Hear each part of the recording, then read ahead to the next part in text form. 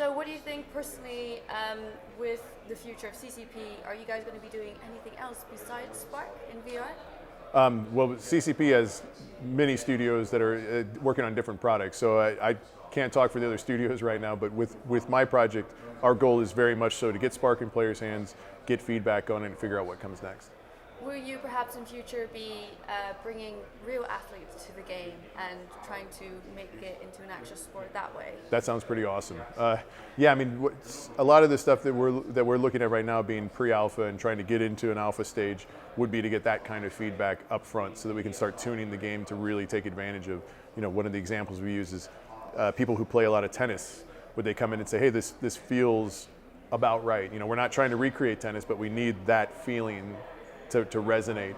The same with like a baseball player who maybe not a pitcher, because there's so much nuance in that, so much about the grip and how you hold it, but even just throwing the ball, how does that feel? Does it generally connect up? It doesn't. We're not trying to make a baseball throwing simulator, but we do need it to carry some of those same basic hooks so that people just go, "Yep, that works out." So with new hardware and software coming out and new headsets, do you think you'll be sort of integrating the game with that, or is it just you're going to be staying with the platforms that you have now, or will you be working to work with other platforms too? Absolutely. Our goal is to support sort of the major changes that come out of the VR market. Things like what we talk about is we designed the game to fit the space you have available to you, to deal with the fact that you have a tether coming out of the back of the headset.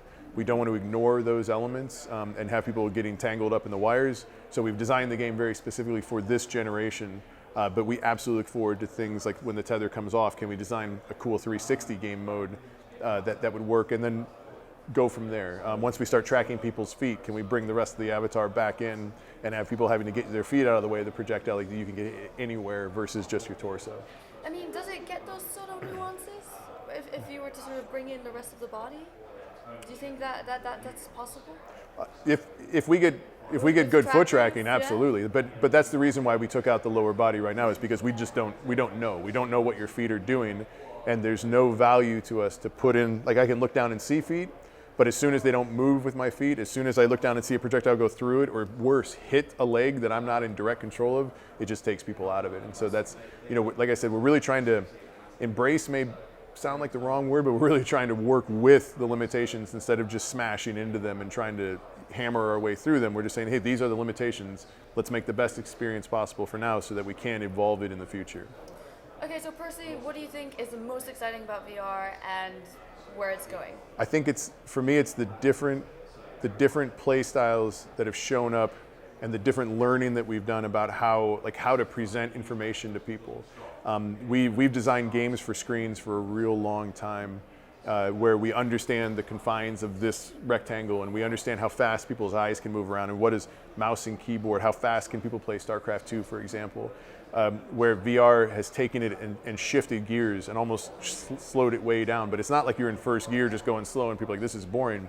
You still have some of the craziest, most horrifyingly spooky, and most action-packed experiences in VR, but it's not about just jamming more units on the screen or more explosions and effects. It can be a much more intimate interaction. It can be a much more intense interaction with less. And I don't mean less because it takes more to render the scene. I mean just with less just flashes and blasts. Like, you can have very, very creative, intimate, social interactions in VR that we haven't seen anywhere else yet. So most of our followers are really into VR, but for people who don't know anything about VR, what do you think is that one thing that could bring them into Sparc?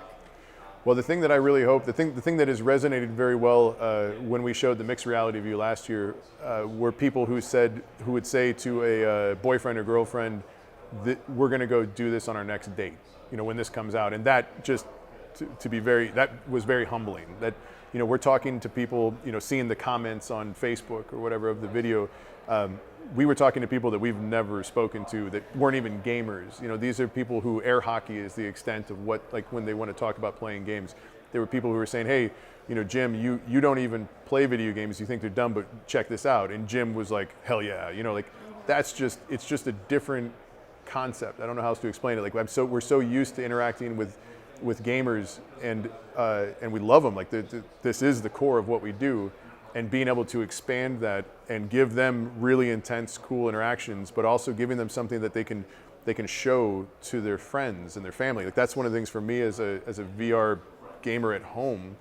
One of my favorite things to do is to have people over and have them play it. Like it's just, again, even games that I'm like, I played the hell out of that game, like I'm done with it.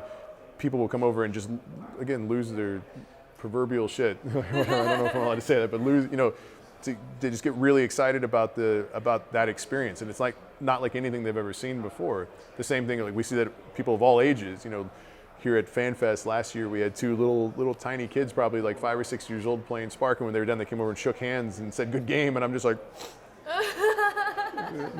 Obviously, I don't think any of the EVE players said that. Actually, that's not true. They all drank beers together afterward. But I mean, the other thing that I really liked about it was just the level of enthusiasm and passion that we've even seen out of the players at FanFest, coming out of it drenched in sweat, and talking trash to one another has been it's a lot of fun to see. Where can our viewers find more information about the game? It's playsparc.com, and that's Sparc with a C. If you're interested in any more VR news, head over to VRFocus.com. Thank you so much.